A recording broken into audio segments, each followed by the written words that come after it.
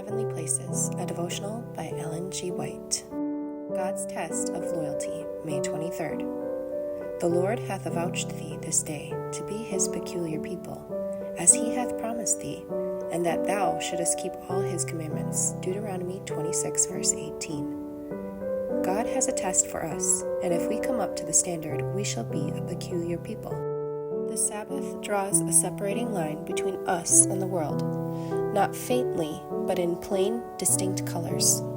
To those who have received the light of this truth, the Sabbath is a test. It is not a human requirement, but God's test. It is what will distinguish between those who serve God and those who serve him not. And upon this point will come the last great conflict between truth and error. All who profess to keep God's law should stand united in the sacred observance of his holy Sabbath.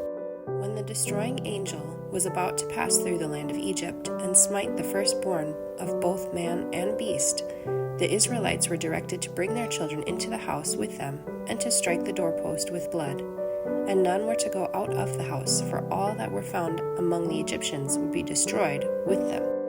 We should take this lesson to ourselves. Again, the destroying angel is to pass through the land.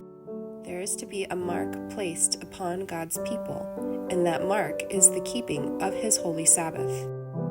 We are not to follow our own will and judgment and flatter ourselves that God will come to our terms. That which looks unimportant to you may be of the highest consequence in God's special plans for the preservation of your life or the salvation of your soul. God tests our faith by giving us some part to act in connection with his interposition in our behalf.